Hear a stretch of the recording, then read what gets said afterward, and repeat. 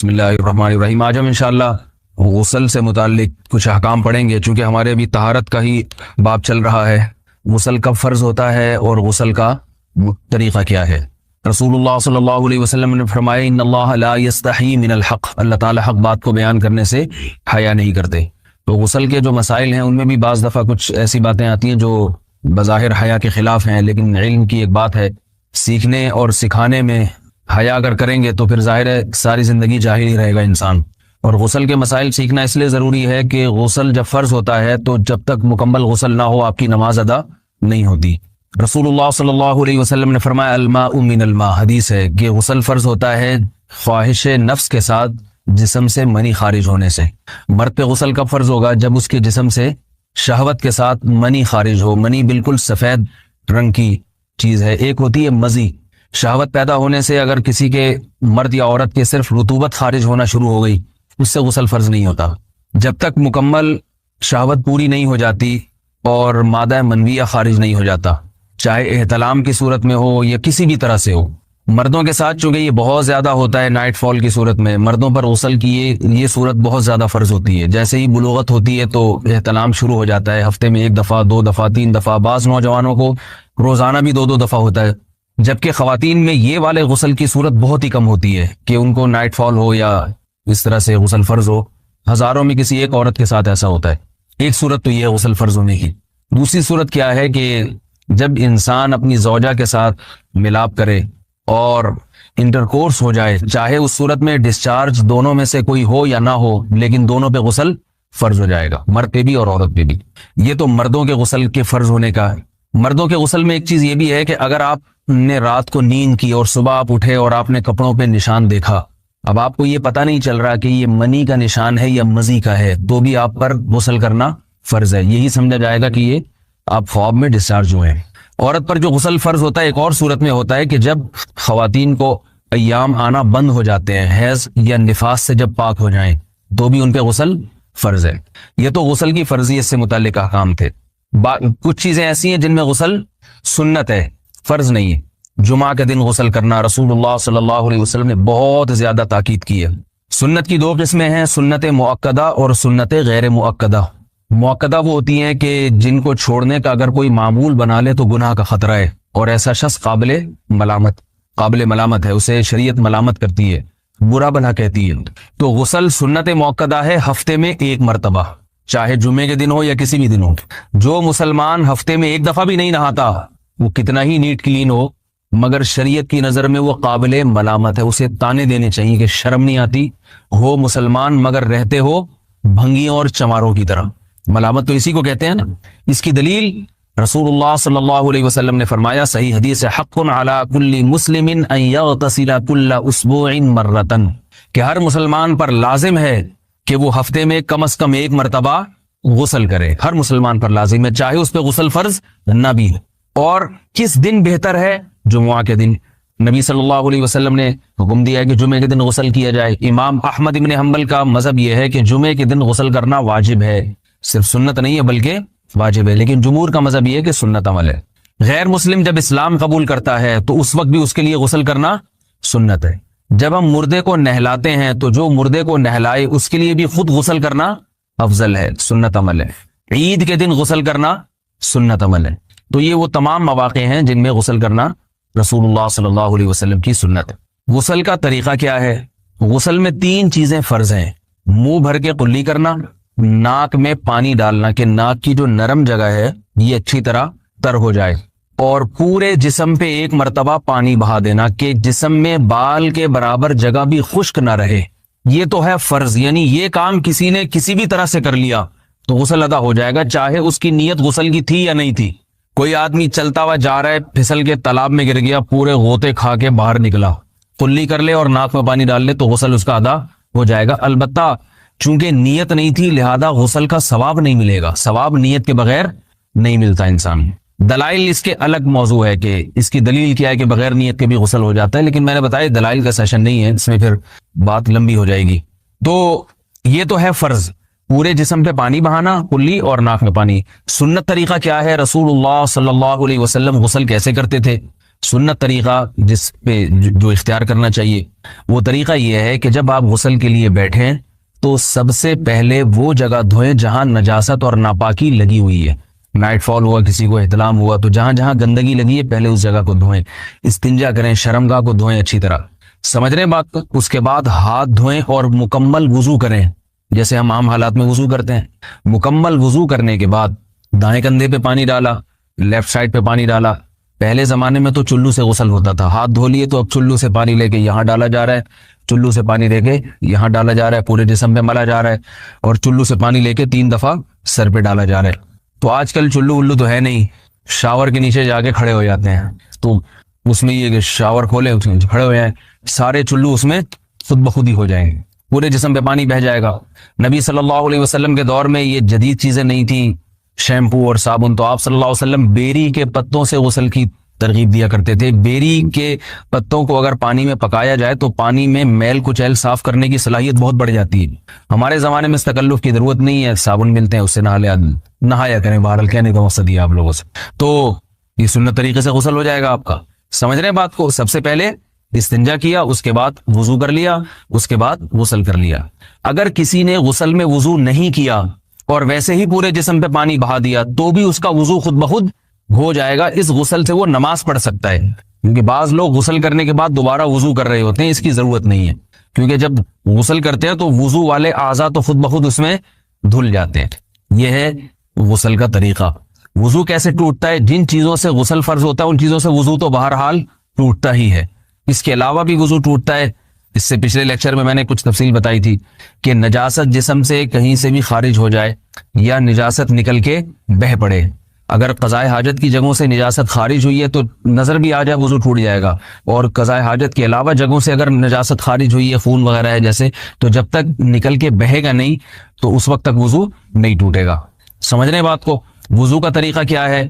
سب سے پہلے دونوں ہاتھوں کو دھویا جائے, 3 دفعہ کلی کی جائے, مسواک کی جائے, 3 دفعہ ناک میں پانی ڈالا جائے. پھر پورے چہرے کو, پیشانی یہ جو ہے جہاں سے پیشانی ہماری شروع ہو رہی ہے اور تھوڑی کے نیچے تھوڑی جہاں ختم ہو رہی ہے, اور ایک کان کی لو سے دوسرے کان کی لو تک 4 اعضاء ہیں وضو میں دھونا فرض ہیں. 1 چہرہ, نمبر 2 بازو, نمبر 3 سر کا مسا, چوتھائی سر, اور نمبر 4 پاؤں کو دھونا. اس کی دلیل قرآن مجید کی مشہور آیت ہے فَاغْسِلُوا وُجُوهَكُمْ وَأَيْدِيَكُمْ إِلَى الْمَرَافِقِ. اللہ فرماتے ہیں ایمان والو, جب نماز کا ارادہ ہو تو اپنے چہروں کو اور اپنے ہاتھوں کو دھو, سر کا مسا کرو اور پاؤں کو ٹخنوں سمیت دھو. دھونے کا حکم ہے قرآن مجید میں. البتہ سر کے بارے میں یہ نہیں ہے پورے سر کا مسا کرو, بلکہ آ رہا ہے وَامْسَحُوا بِرُؤُوسِكُمْ. با کا لفظ ہے, با آتی ہے تبعیض کے لیے کہ سر کے بعض حصے کا مسا. اب بعض حصے کا قرآن حدیث میں کہیں تذکرہ نہیں ہے, تو اس میں فقہاء کرام کے اجتہادات ہیں. امام شافعی فرماتے ہیں تھوڑا سا بھی ٹچ کر لیا سر کو ہو جائے گا. امام ابو حنیفہ فرماتے ہیں نہیں, کم از کم 1/4 کا ہونا ضروری ہے. سب کے اپنے اپنے دلائل ہیں, ان دلائل میں نہیں جاتا. فقہ حنفی کو جو فالو کرنے والے ہیں تو ان کو چاہیے کم از کم 1/4 سر کا مسا, یہ فرض ہونے کے لیے ضروری. مگر سنت کیا ہے؟ پورے سر کا مسا. نبی صلی اللہ علیہ وسلم دونوں ہاتھوں کو بھگو کے پورے سر کا مسا کرتے تھے ایسے. سمجھ رہے بات کو؟ اور مسا کے جو یہ ٹیکنیکل طریقے ہیں کہ آپ یوں پہلے انگلی بنائیں, پھر یوں لے کر جائیں, پھر یوں گھما کے لائیں, پھر یوں, یہ ٹیکنیکل طریقے حدیث سے ثابت نہیں. مسا کا طریقہ کیا ہے؟ بھیگا ہوا ہاتھ لے کے ایسے پورے سر کو ہو گیا. پھر حدیث میں یہ بھی ہے کہ یوں لے جاؤ اور یہ بھی ہے کہ دو واپس بھی لے کر آؤ, دونوں طرح سے ثابت. تو ایسے بھی کر سکتے ہیں کہ یوں لے جائیں, اور ایسے بھی کر سکتے ہیں لے کے جائیں اور پھر واپس بھی لے آئیں, دونوں طریقے جائز ہیں. لیکن کم از کم سنت اتنی ہے کہ پورے سر کا مسا ہونا چاہیے. بعض لوگوں کو شو مارنے کا شوق ہوتا ہے, اگر وہ واپس لائیں تو بال ان کے خراب ہو جاتے ہیں, کہتے ہیں یار یہ پھر مسئلہ خراب ہو جائے گا, تو پھر ایسے لوگ صرف یوں ہی لے جائیں کافی ہے. افضل تو یہ کہ یوں بھی لے جائیں, یوں بھی لے جائیں, دونوں طرح سے صحیح ہے. بہرحال دونوں حدیث سے ثابت ہیں. سمجھ رہے بات کو؟ اور یہاں ایک اہم مسئلہ بتا دوں, قرآن مجید نے پاؤں کو دھونے کا حکم دیا ہے, پاؤں پہ مسا کرنے کا حکم نہیں دیا. اور حدیث میں خفین پر مسا کرنے کا حکم ہے. تو قرآن اور حدیث کو فقہا نے جمع کیا ہے, لہذا وہ موزے جن میں آسانی سے پاؤں دھوئے جا سکتے ہیں ان میں چاروں ائمہ کے نزدیک پاؤں پہ مسا کرنا جائز نہیں. سعودی عرب میں جو بعض سلفی حضرات اور یہاں ہمارے ہاں بھی اہل حدیث حضرات نے عام موضوع پر بھی جو مسا کی ایک روایت ڈال دی ہے, اسلاف میں, تابعین, تبع تابعین میں اور چاروں ائمہ کے مذاہب میں اس کا ثبوت نہیں ملتا. اگر اسلاف میں کوئی قائل بھی ہے تو ایک شاذ قول, اکا دکا قول ملتا ہے, ورنہ یہ ائمہ اربعہ کے مذہب کے خلاف ہے. اور جو احادیث جو نقل ہوتی ہیں صحیح سند کے ساتھ ان کے بھی خلاف اور قرآن کی آیت کے بھی خلاف ہے.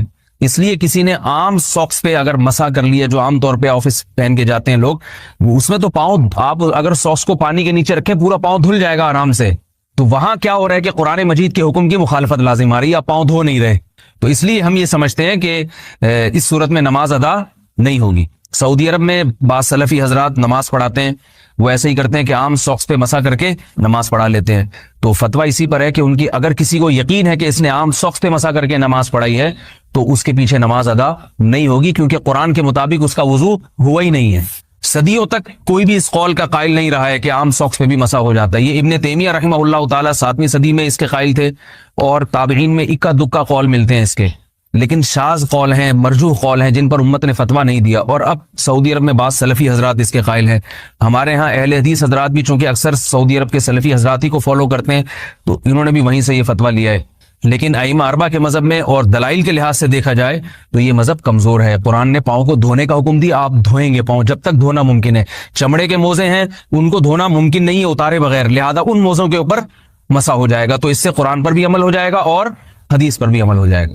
اس لیے ائمہ اربعہ نے جو قرآن و حدیث کو سمجھ کے جو فیصلہ کیا ہے اس پہ چلنا ہمارے لیے زیادہ مفید ہے بنسبت آج کل کے جو علماء ہیں ان کی اپنی ذاتی آراء پر. اس لیے یہ بھی ایک وضو سے متعلق اہم مسئلہ تھا. سمجھ رہے ہیں؟ باقی تو ماشاءاللہ وضو کرنا سب کو آتا ہی ہے. اور وضو کے بعد دعا کیا ہے؟ کلمہ شہادت، اشہد ان لا الہ الا اللہ وحدہ لا شریک لہ اشہد ان محمدا عبدہ ورسولہ اللہم اجعلنی من التوابین واجعلنی من المتطہرین. اے اللہ تو مجھے بار بار توبہ کرنے والوں میں شامل کر دے اور بار بار پاکیزہ رہنے والوں میں شامل کر دے. توبہ اس لیے کہ میں نے ظاہری طہارت تو حاصل کر لی، مجھے روحانی طہارت بھی عطا کر دے. اگر میں نے گناہ کی ہوں تو مجھے ان سے بھی توبہ کی توفیق عطا فرما لے، تاکہ اس لحاظ سے بھی میرا وضو ہو جائے، اس لحاظ سے بھی میں پاک ہو جاؤں. سبحانک اللہم وبحمدک نشہد ان لا الہ الا انت نستغفرک ونتوب الیک. کہ انہوں نے یہ کہا ہے، آپ اس بارے میں تبصرہ کریں. ان سے میرے بارے میں پوچھیں آپ کہ مفتی طارق مسعود صاحب نے یہ بات کی، حضرت آپ بتائیں یہ صحیح کی ہے کہ؟ تو وہی بات ہے نا، تمیز مارکیٹ میں کیا ہو رہی ہے، لوگ ایک دوسرے کا مقام نہیں دیکھتے، مرتبہ نہیں دیکھتے. تو آپ جو ہے نا، خیر زیادہ لمبی بات ہو جائے گی، پھر پورا بیان ہو جائے گا اس پہ. حضرت عبد المطلب نے کس بات کے لیے منت مانی تھی جس میں حضرت عبداللہ کی قربانی کا قرعہ نکلا تھا؟ وہ منت تھی کہ ابرہا کا لشکر اگر اللہ نے اس کو تباہ کر دیا اور بیت اللہ کو بچا لیا تو میں اب عبداللہ کو ذبح کروں گا اپنے بیٹے کو. کیا آب زمزم میں حضور صلی اللہ علیہ وسلم کا لعاب مبارک شامل ہے؟ جی ہاں بالکل شامل ہے. استاد جی، اللہ تعالیٰ انسان کو کس طرح چلا رہا ہے؟ استاد جی گھر میں کس طرح، رائٹنگ سمجھ میں نہیں آ رہی بھائی، ٹائم کم ہوتا ہے نا. باہر جاتے ہوئے عورت کو کپڑا، عبایا، چادر وغیرہ کتنا نکالنا چاہیے؟ دیکھیں عورت کا جو پردہ ہے نا، ایک ہے بیسک پردہ بنیادی جو ہر عورت نے کرنا ہی کرنا ہے. وہ کیا ہے کہ پورا جسم چھپا ہوا ہو سوائے چہرے اور ہاتھ کے. یہ تو پوری امت کا اجماع ہے کہ اتنا پردہ تو عورت نے، بولو بھائی، کرنا ہی کرنا ہے. اس میں کسی کا اختلاف نہیں ہے. بال نہیں کھول سکتی، کلائیاں نہیں کھول سکتی، پنڈلیاں نہیں کھول سکتی، پاؤں، چہرہ اور ہاتھ. یہاں تک سمجھ میں آئی بات؟ یعنی یہ تو اس کا تو آپشن ہے ہی نہیں کہ سر کے بال کھولنے کا یا سر سے چادر ہٹ جائے. دوسرا ہے چہرے کا پردہ. تو چہرے کے پردے کے بارے میں علماء کا اختلاف ہے. امام ابو حنیفہ رحمہ اللہ کی رائے یہ کہ چہرے کا پردہ فرض نہیں ہے. امام شافعی اور امام احمد بن حنبل کی رائے یہ کہ چہرے کا پردہ بھی فرض ہے. بالکل ایسے ہی وہ کہتے ہیں اس میں بھی سرے سے کوئی آپشن عورت کے پاس ہے ہی نہیں. وہ چہرہ لازمی ہر قیمت پہ اس نے چھپانا ہے، اس میں گنجائش کا پہلو نہیں ہے. جیسے سر کے بال چھپانے ایسے چہرہ بھی چھپانا. امام حنیفہ کی جو اصل رائے ہے وہ یہی ہے کہ چہرے کا پردہ فرض نہیں ہے اصل کے اعتبار سے. تو چہرے کا پردہ جو فرض ہے وہ جہاں فتنے کا خوف ہوگا تو وہاں فرض ہوگا، جہاں فتنے کا خوف نہیں ہے وہاں فرض نہیں ہے. فتنے کا خوف ہو پھر بھی فرض نہیں ہے، ایسی کسی فقیہ کی رائے نہیں ہے. کیونکہ قرآن مجید کی جو آیت ہے نا، یدنین علیہن من جلابیبہن، جب گھر سے باہر نکلو تو اپنے اوپر چادریں ڈال لیا کرو، تو ظاہر اس میں چہرہ بھی آئے گا. تو وہ فتنے کے خوف ہی کے موقع پر اللہ نے فرمایا. تو جہاں بھی فتنے کی نوعیت چاہے کسی بھی نوعیت کی ہو، تو اس پر علماء کہتے ہیں کہ جوان عورت کے چہرے میں فتنے کا خوف بہرحال موجود ہے. سارے تو مسائل چہرے ہی سے پیدا ہوتے ہیں نا. تو اس لیے فتنے کی وجہ سے چہرے کے چھپانے کا حکم دیا جائے گا. اور فتویٰ اسی پر ہے کہ اگر کوئی جوان عورت چہرہ نہیں چھپاتی تو وہ گنہگار ہوگی. امام حنیفہ کا جو قول ہے نا چہرہ فرض نہیں ہے، وہ اس صورت میں کہ جب فتنے کا خوف نہ ہو. یعنی یہ اس میں ایک نرم پہلو نکلتا ہے کہ بعض دفعہ ضرورت ہوتی ہے چہرہ کھولنے کی, بعض دفعہ خوف ہی نہیں ہوتا بالکل بھی. تو اب متاخرین حنفیہ کا فتویٰ اسی پر ہے, اور اسی پر تقریباً سارے علماء جو فقہ حنفی کو فالو کرنے والے ہیں سب متفق ہو چکے ہیں. اور آج سے نہیں, آج سے 700-800 سال پہلے یہ فتویٰ دیا جا چکا ہے کہ اب عورت کو چہرہ کھولنے کی اجازت نہیں ہے, کیونکہ نبی صلی اللہ علیہ وسلم کے دور میں باندیاں ہوتی تھیں, بیویاں بہت کثرت سے, تو حلال اتنا زیادہ ملتا تھا کہ حرام کی طرف لوگوں کے قدم نہیں جاتے تھے, اور وہ مواقع بھی نہیں تھے برائی کے. اب حلال میں پابندیاں لگ گئی ہیں اور حرام, تو اب لوگوں کی نظر اتنی صاف نہیں ہے. اب کوئی جوان عورت جائے گی تو بہت زیادہ امکان ہے کہ لوگ بری نیت سے اس کو دیکھیں گے, تو اس لیے عورت پر چہرہ چھپانا اس زمانے میں فرض ہے. بات آئی سمجھ میں؟ تو یہ تو ہو گیا. لیکن اس میں چونکہ اختلاف ہے اور ایک پہلو نکلتا ہے, تو جہاں شدید مجبوری ہوگی تو وہاں گنجائش دی جائے گی. مجبوری کا مطلب کوئی ایکٹر ہے, اداکارہ ہے, فلم ایکٹریس ہے, وہ توبہ کر رہی ہے, تو اب اس بیچاری نے جہاں ایسی بے حیائی میں زندگی گزاری, اب اس کو تھوڑا نرمی کی طرف کہ بھائی چلو تم وہ پردہ کر لو جو سب کا جس پر اتفاق ہے. Some thing is better than nothing. اب آپ اس کو مکمل کہیں گے جی وہ سر کے بال سے لے کے پاؤں کے ناخن تک, تو اس کے لیے مشکل ہوگا. بات آ رہی ہے سمجھ میں؟ تو ایک علماء صلحاء کے گھرانے کا معاملہ کچھ اور ہے, ایک بالکل لبرل عورت جو بیچاری توبہ کر رہی ہے, تو اس کو تو گنجائش کا پہلو دیا جائے گا نا. بھائی پہلے تو بالکل ہی ڈانس کرتی تھی, ناچتی تھی, گاتی تھی, ایکسپوز کرتی تھی, چلو اب اتنا ہو کہ چہرہ کھول لو, باقی جسم ڈھانپ لو. تو ایسے موقع پر اس کو گنجائش دی جائے گی, گنجائش کے فتوے سے فائدہ اٹھا کے. سمجھ رہے ہیں؟ یا کسی عورت کے لیے اور مشکلات پیش آ رہی ہیں معاشرے میں, بہت جینا حرام کر دیا, بعض دفعہ رشتہ دار طلاق تک دے دیتا ہے شوہر پردہ کرنے پر. تو جہاں عورت کو یہ خطرہ ہو کہ میاں طلاق ہی دے دے گا, تو عزیمت تو یہ کہ لے لے طلاق, لیکن وہ خطرہ ہے کہ بھائی طلاق کے بعد میں کہاں جاؤں گی, کسی برائی میں نہ پڑ جاؤں. تو پھر ایسی صورت میں بھی اس عورت کو گنجائش دی جاتی ہے, بھائی مجبوری ہے, تمہارا شوہر نالائق ہے, زبردستی کر رہا ہے, تو چہرہ دیور کے سامنے ایسی مجبوری میں کھولنے کی گنجائش ہوگی. انشاءاللہ گناہ بیوی کو نہیں ہوگا, شوہر کو پھر بھی گناہ ہوگا کہ مجبور کیوں کر رہا ہے اس کو. تو یہ ہے. تیسرا پردہ ہے وہ ہے تقوی. تقوی کا تقاضا یہ ہے کہ عورت سر کے بال سے لے کے پاؤں کے ناخن تک اپنے آپ کو, اچھا یہ جو بوڑھی عورتیں یہ چہرے کے پردے سے مستثنا ہے, ان پر لازم نہیں کیونکہ اس میں فتنہ نہیں ہوتا.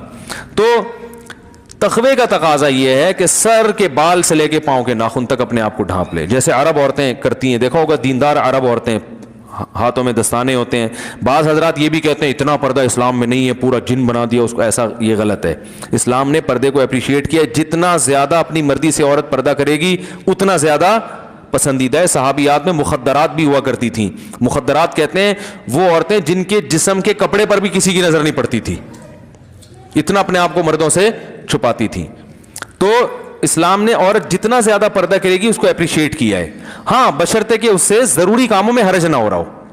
اب جوائنٹ فیملی میں بہو صاحبہ نے مخدرات میں شامل کر کے دروازہ بند کر کے کنڈی لگا دی کہ دیور کی میرے کپڑوں پہ بھی نظر نہیں پڑنی چاہیے, تو یہ تقوی کی یہ مقام تو حاصل ہو گیا, لیکن روٹیاں کون پکائے گا بھائی, گھر کا کام کون کرے گا ہے, یا جو بھی گھر کے کام کاج ہیں جو سب نے مل بانٹ کے کرنے ہیں, وہ تو ایسے موقع پر اس کو کہا جائے گا چہرے کا پردہ کریں آپ. باقی جتنا پردہ کام کاج کے دوران اگر کچھ تھوڑی بہت کلائیاں کھل جاتی ہیں یا ہاتھ کھل جاتے ہیں وہ معاف ہیں. امام یوسف رحمہ اللہ سے صراحتاً منقول ہے کہ جوائنٹ فیملی میں اگر گھر چھوٹا ہو, عورت برتن دھوتے ہوئے اس کی کلائی کھل جائے اور دیور کی نظر کلائی پہ پڑ جائے تو انشاءاللہ گناہ نہیں ہوگا, کیونکہ اس سے بچنا بہت مشکل ہے نا. آستین پوری یوں کر کے وہ برتن دھوئے گی تو آستینیں گیلی ہوتی ہیں, تو تھوڑا بہت اس کو آستینیں چڑھانی پڑتی ہیں, احتیاط کے باوجود بعض دفعہ نظر پڑ جاتی ہے. ہمارے یہ بھی فرمایا کرتے تھے عورت جوائنٹ فیملی میں پردہ کرے, چہرہ چھپائے, لیکن اگر بے احتیاطی میں چہرے پہ دیور کی نظر نہ چاہتے ہوئے غلطی سے پڑ جاتی ہے تو کوئی بات نہیں, معاف ہے. کیونکہ اب گھر میں رہتے ہوئے اتنی بے احتیاطی ہو جاتی ہے, اس میں زیادہ مسئلہ کھڑا کریں گے تو گھر کا ماحول خراب ہوتا ہے. تو پردہ کرے چہرے کا, لیکن اگر کبھی غلطی سے بے احتیاطی ہو جائے تو انشاءاللہ معافی ہے. لیکن میں آپ کو ایک بات بتاؤں, جو محتاط لوگ ہیں نا, ہمارے ایسے بہت سے اساتذہ ہیں جن کے گھروں میں کئی بھائی ہیں ماشاءاللہ, بیویاں بھی ساتھ رہتی ہیں, وہ کہتے ہیں 10 سال ہو گئے ہم جوائنٹ فیملی میں کبھی ہماری نظر اپنی بھابھی پہ نہیں پڑی. وہ بتاتے ہیں کہنے غلطی سے بھی نہیں پڑی. تو تمیز اگر ایک دفعہ مارکیٹ میں آ جائے نا تو وہ ایسا غلطی سے بھی ہوتا نہیں, لیکن بہرحال ہو جائے تو معاف ہے. یار ہم تو 10 سال سے رہ رہے ہیں, کبھی نظر بھی نہیں پڑی, اکٹھے رہ رہے ہیں, نہیں پڑی. تو وجہ اس کی ہے کہ ان کو پتا ہوتا ہے بھائی بیگم آ رہی ہے یا بھابھی ہے, بھابھی آ رہی ہے تو نظر وہ خود ہی نیچے کر لیتے ہیں. بھائی ٹھیک ہے انہوں نے کھانا رکھا, چلی گئی, نظر پہلے سے نیچے.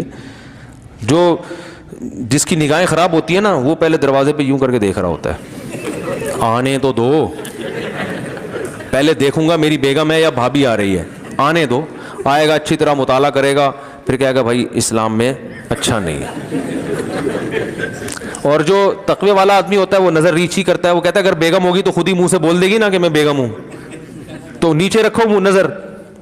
جب وہ کھانا لے کر آ رہی ہے کچن کے کھٹ پٹ سے اندازہ ہو گیا بھابھی کھانا لگا رہی ہے میرے لیے, تو بھائی پہلے سے نظر نیچے رکھ لو, وہ آئیں گی رکھ کے چلی جائیں گی, ٹھیک ہے نا. اور اگر بیگم ہے تو بیگم منہ سے خود ہی بول دے گی, بھائی بیگم تو ایسا بولتی ہے, آپ کو پتا ہے اس کو چپ کرانا مشکل ہوتا ہے. بولے گی بڑے شریف بن رہے ہو ہیں, وہ بولے گی نہیں, وہ ایسا بولے گی کہ بلوائے گی آپ کو پھر وہ. خیر, تو تمیز والے سب اگر ہو جائیں نا تو معاملہ آسان. ایک جوائنٹ فیملی میں گھر کی خواتین سارے کام کاج بھی کر لیتی ہیں اور پردے پر بھی عمل ہو جائے. ایک بھی اگر شرارتی ہوگا نا دیوروں میں, وہ فتنہ کھڑا کرتا ہے, اور ہوتے ہیں, اللہ معاف فرمائے, آپ لوگوں کے علاوہ کی بات کر رہا ہوں. جناب مفتی صاحب, میں درس سے مکی سنتی ہوں یا آپ کا درس, تو میری استانی کہتی ہیں کہ سر پر دوپٹہ اوڑھ کر سنو, جبکہ میں اس وقت جھاڑو پوچھا وغیرہ کر رہی ہوتی ہوں. بھائی وہ مولانا مکی صاحب کو آپ سنتی ہیں تو وہ تھوڑی دیکھ رہے ہوتے ہیں آپ کو, تو بہتر ہے کہ سر پہ ویسے ہی چادر رکھنی چاہیے عورت کو ہر وقت, حیا کا تقاضا ہے, لیکن یہ واجب نہیں ہے. تو وہی ہے نا, جتنا کرے گی پردہ اتنا اچھا ہے, حیا کا تقاضا ہے لیکن واجب نہیں ہے. دوپٹہ اوڑھنا ضروری نہیں ہے. پل صراط پر سے لوگ حساب کتاب کے بعد گزریں گے یا پہلے؟ پل صراط پر لوگ حساب و کتاب کے بعد گزریں گے. جس کا حساب اچھا ہو گیا تو وہ انتہائی اسپیڈ سے گزرے گا, اور جس کا برا ہو گیا وہ کٹ کے گرے گا. اللہ سب کو محفوظ رکھیں. آج کل کیمیکل والی مہندی آ رہی ہے, یہ کوئی یقینی رائے نہیں ہے کیونکہ احادیث میں اس کی بہت واضح طور پہ ترتیب بیان نہیں کی گئی ہے. یہ تو بیان کیا گیا, اس پہ عقیدہ طحاویہ میں علامہ طحاوی رحمہ اللہ تعالیٰ نے جو عقائد کی کتاب لکھی ہے نا, اس کی شرح ہے ابن ابی العز الحنفی رحمہ اللہ تعالیٰ. انہوں نے بڑی اچھی شرح لکھی ہے جو پوری دنیا میں مقبول ہوئی ہے. انہوں نے اس پہ بڑی لمبی بحث کی ہے کہ پہلے کیا ہوگا, تو وہ یقینی طور پر نہیں ہے.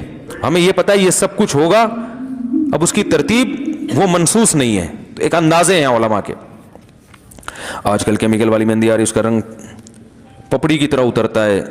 آج کل ایک نیا فتویٰ مارکیٹ میں, اس کے وضو نہیں ہوتا. اگر پانی اس میں نہیں جاتا تو وضو نہیں ہوتا. اس کا طریقہ یہ ہے کہ سفید کاغذ پہ وہ کلر لگائیں, جب وہ سوکھ جائے تو اس کو ہٹائیں کلر کو, جب وہ سوکھ جائے تو اس پہ پانی کا قطرہ ٹپکائیں. اگر پانی آر پار جذب ہو جاتا ہے تو اس کا مطلب اس میں پانی جا رہا ہے, اور پانی اوپر ہی رہتا ہے تو اس کا مطلب اس میں پانی نہیں جاتا. تو یہ طریقہ ہے کسی بھی کیمیکل کو دیکھنے کے لیے کہ اس سے وضو ہوتا ہے کہ نہیں ہوتا. زکوٰۃ مدرسے میں جاتی ہے, یہ ہاسپٹل میں نہیں دی جا سکتی. کیوں؟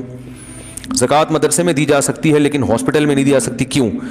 مدرسے میں بھی دی جا سکتی ہے, ہاسپٹل میں بھی, بشرطے کہ مدرسے کا محتمم زکوٰۃ کے مسائل جانتا ہو یا ہاسپٹل کی انتظامیہ زکوٰۃ کے مسائل جانتی ہو. زکوٰۃ میں مالک بنانا ضروری ہے.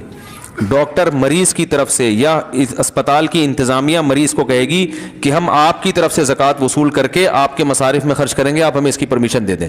تو جب انتظامیہ کی ملکیت میں آئے گا تو وہ مریض ہی کی ملکیت میں سمجھا جائے گا. اس طرح سے ڈائریکٹ علاج پہ نہیں لگ سکتے کہ ڈاکٹر کی تنخواہ دے دی, دوائیں خرید کے بھی مریض کو دے سکتے ہیں. تو بعض ہاسپٹل اس کا خیال کرتے ہیں کہ وہ زکوٰۃ کا انہوں نے ایک پورا سیٹ اپ بنایا ہوا ہے علماء سے پوچھ کے, تاکہ لوگوں کی زکوٰۃیں ضائع نہ ہو. ہم خواتین کو جماعت کے ساتھ نماز کا طریقہ بتا دیں. وہی طریقہ ہے جو مردوں کا ہے, جو جس طرح سے مرد پڑھ رہے ہوتے ہیں خواتین بھی اسی طرح سے پڑھیں گی. میرے گھر میں میں اور میرے شوہر اور 2 چھوٹے بچے رہتے ہیں, کوئی نامحرم نہیں ہے, کیا میں اپنے شوہر کے سامنے بھی دوپٹہ اوڑھ کر؟ نہیں بھائی, شوہر سے پردہ نہیں ہے. باقی گھر میں اگر عورت حیا کے ساتھ رہے, نارمل حالات میں سر پہ چادر رکھے تو اچھی بات ہے, اس سے حیا کا ماحول, خاص طور پہ جب بچے جب بڑے ہو رہے ہوں. میرے یہ ہو گیا, وہ دوسرا غلطی سے میں نے دوسرا دے دیا. جلدی اسپیڈ مارو یار, بہت ٹائم ہو گیا. یہ ہو گیا. بیوہ عورت اپنے بیٹے کی وجہ سے دوسری شادی نہ کرے, اسے پالنے پوسنے میں زندگی لگا دے اور شادی کے بعد اس کی بیوی اور ماں کی نہ بنے, تو کیا وہ اپنی بیوی کو ماں سے الگ رکھ سکتا ہے؟ بیوہ عورت نے جو اپنے بیٹے کی وجہ سے شادی نہیں کی, یہ غلط کیا. اس بارے میں ایک حدیث پیش کی جاتی ہے ابو داؤد کی کہ جو عورت اپنے بچوں کی وجہ سے شادی نہیں کرے گی قیامت کے دن میرے ساتھ ہوگی. یہ حدیث صحیح نہیں ہے اور دوسری نصوص کے خلاف بھی ہے. قرآن میں بے نکاحوں کو نکاح کی ترغیب دی ہے, اس میں بیوہ بھی داخل ہیں, طلاق یافتہ بھی داخل ہیں, مرد بھی داخل ہیں, عورتیں سب داخل ہیں اس میں. تو جو بھی بغیر نکاح کے ہو اس میں قرآن نے اس کو ترغیب دی ہے کہ وہ کلے زندگی, بولو بھائی, اکیلے زندگی نہ گزارے. تو اور احادیث میں بھی باقی اگر عورت کو یہ خطرہ ہے کہ میں نے اپنے بیٹے کی موجودگی میں کسی سے نکاح کیا تو میرے بیٹے پہ ظلم ہو سکتا ہے، سوتیلا باپ اس وجہ سے نہ کرے تو کسی عارضے کی وجہ سے کوئی نہ کرے تو وہ ایک الگ بات ہے، لیکن بہرحال عورت کو ترغیب یہی ہے۔ اب یہی ہوا ہے نا، انہوں نے خود شادی نہیں کی، ان کو شوہر نہیں ملا، مزید اولاد بھی نہیں ملی، مزید اولاد ہوتی ان کا شوہر ہوتا تو آج شوہر پال رہا ہوتا، اولاد ہوتی یہ والا نالائق ہوتا تو دوسری ایک بہو نالائق ہوتی دوسری لائق ہوتی۔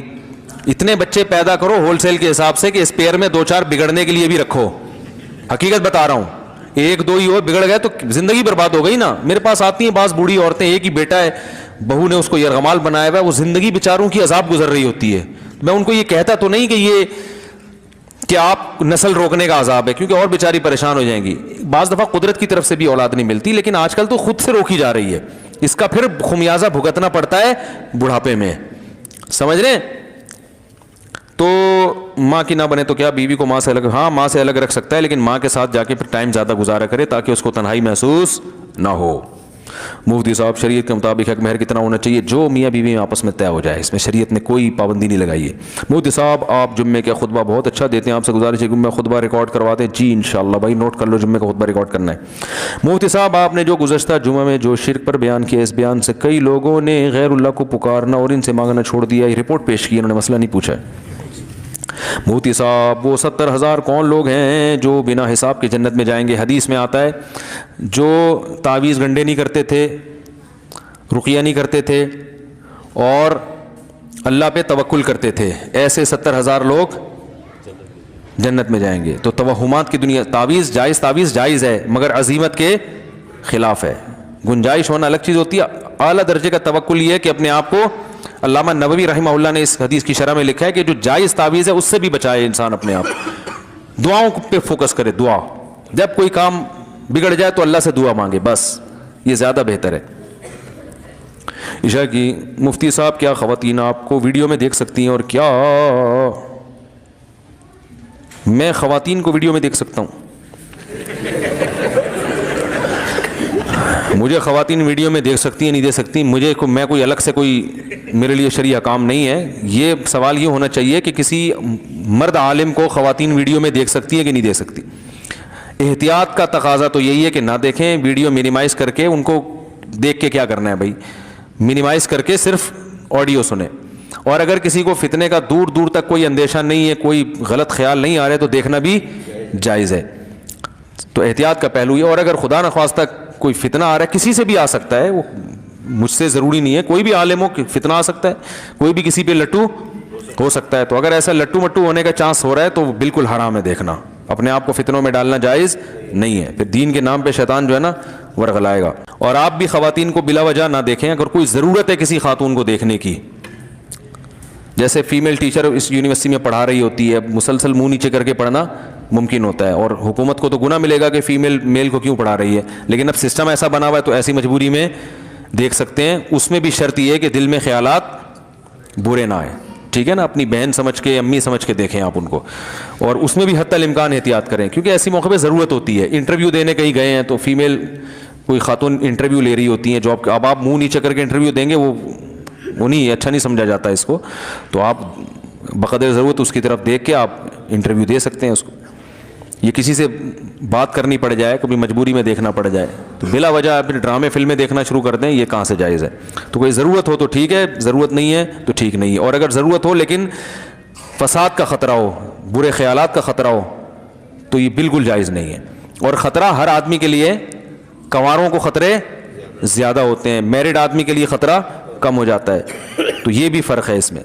تو ہم چھڑے چھاٹوں کو تو قطعاً اجازت نہیں دیتے کہ وہ یوٹیوب پہ یا ادھر ادھر کسی اچھی نیت سے بھی انٹی کو دیکھنے کی کوشش کریں۔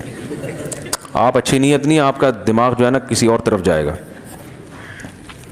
عشاء کی نماز کے بعد 2 رکعت نفل یا سنت حضور صلی اللہ علیہ وسلم سے بیٹھ کر پڑھنا ثابت ہے یا نہیں؟ بہت سارے لوگ کرتے ہیں، بیٹھ کے پڑھنا ثابت ہے مگر آدھا ثواب ہے اس میں۔ کوئی بھی نوافل بیٹھ کے پڑھے جا سکتے ہیں، نبی صلی اللہ علیہ وسلم سے ثابت ہے مگر آدھا ثواب ہے۔ کیا حکیم صاحب کے لیے جائز ہے کہ وہ ہر آنے والی عورت کی نبض ہاتھ پکڑ کر دیکھیں اور درمیان میں کوئی حائل نہ ہو؟ نہیں، جائز نہیں ہے، ان کو چاہیے کہ ہاتھوں میں گلوز پہنے، باریک گلوز بھی آتے ہیں نا، اس سے نبض کی بھی حرکت کا اندازہ ہو جاتا ہے، تو یہ حکیم کوئی بھی ہو اس طرح سے نبض دیکھ سکتے ہیں، ورنہ بلا حائل عورت کو ہاتھ لگانا، جبکہ ضرورت بھی نہیں ہے نا، ایک کام گلوز سے بھی ہو سکتا ہے۔ مفتی صاحب تفسیر قرآن میں سب سے بہترین تفسیر کون سی ہے جو گھر میں تمام افراد پڑھیں؟ یعنی مفتی شفیع صاحب کی، حکیم الامہ مولانا تھانوی رحمہ اللہ کی سب سے بہترین تفسیر علماء کے لیے بیان القرآن حضرت مولانا اشرف علی تھانوی رحمہ اللہ تعالیٰ کی. ابھی عصر کے بعد مغرب کے بعد میں اس کا مطالعہ کر رہا تھا تو میں ایک دوست بیٹھے ہوئے تھے، ان کو بتا رہا تھا یار یہ ایسی تفسیر، وہ قرآن کو حل کیا، اس میں زیادہ ادھر ادھر کی باتیں بھی نہیں ہے، ٹو دا پوائنٹ بات ہوتی ہے، اور لیکن وہ علماء کے سمجھنے کی، عوام کے سمجھ میں ہے اردو میں، مگر پھر بھی وہ علماء کو سمجھنے کی ہے. عوام کے لیے معرف القرآن بھی ٹھیک ہے، اور ابھی حضرت مفتی تقی عثمانی صاحب کا جو آسان ترجمہ ہے وہ بہت آسان ہے، عوام کے سمجھنے کے لیے بہت اچھا ہے. بہت ساری تفسیریں، جو سب سے اچھی ہے میری نظر میں وہ میں بتا رہا ہوں. استاد جی جمعے کے دن بیان کے بعد لوگ چلے جاتے ہیں اور سنتیں اکثر بھول جاتے ہیں، تو پلیز نصیحت کریں بھائی، سنتیں پڑھا کرو، سنتیں موقع ہیں. یہ مولانا طارق جمیل صاحب نے داڑھی پر کلر لگایا ہوا ہے، یا ٹھیک ہے، یا یہ ٹھیک ہے یا نہیں؟ وہ ویڈیو میں ان کی داڑھی کالی لگتی ہے، میں ان سے کئی دفعہ ملا ہوں، ان کی داڑھی پہ بلیک کلر نہیں ہے، براؤن کلر ہے. کیمرہ جو ہے نا کلر ہی چینج کر دیتا ہے، کیمرے کے تو اپنے کلر ہوتے ہیں نا، تو ان کی داڑھی بلیک نہیں ہے بلکہ تو براؤن کلر لگانا جائز ہے. کئی دفعہ ملا ہوں تو بالکل الگ کلر نظر آ رہا ہوتا ہے، جو کیمرے میں تو بلیک نہ، ویسے جب ملو تو صاف پتہ چل رہا ہوتا ہے یہ بلیک کلر نہیں ہے، براؤن کلر ہے. تو کلر لگا سکتے ہیں اور داڑھی کو رنگین بھی کر سکتے ہیں. آپ صلی اللہ علیہ وسلم نے حضرت ابو بکر کے والد کو جب دیکھا کہ سفید داڑھی ہے تو آپ نے فرمایا کہ اس رنگ کو تبدیل کر دو، لیکن کالے رنگ سے بچو، تو آپ نے ترغیب دی. تو اور خاص طور پہ علماء کے لیے تو یہ اس لیے بھی اور زیادہ مستحب ہے کہ دیندار لوگوں کی اگر پرسنالٹی ایک زیادہ دیکھنے میں خوبصورت لگتے ہیں نا، تو بات اثر بھی انسان کی شخصیت کا بھی بڑا اثر پڑتا ہے. دیکھو تمام پیغمبر خوبصورت آئے ہیں، کوئی پیغمبر بصورت نہیں بھیجے اللہ نے، کیونکہ شکل و صورت کا بڑا اثر پڑتا ہے. یہ ایک نیچر ہے انسان کی. گورے پتہ ہے کیا کہتے ہیں؟ خوبصورت لوگوں کا کامیاب ہونے کا چانس بصورتوں سے زیادہ ہے، ان کو لوگ جلدی قبول کر لیتے ہیں. حالانکہ اس کا عمل سے تعلق نہیں ہے، لیکن ایک انسانی نیچر ہے. تو آپ کوئی بصورت ہو تو بھائی وہ دوسرے طریقے سے اعمال میں خوبصورتی پیدا کر کے اس کو پورا کر لے. قد چھوٹا ہے آپ کا تو آپ اعمال ایسے کرو جن کا قد بہت اونچا ہو.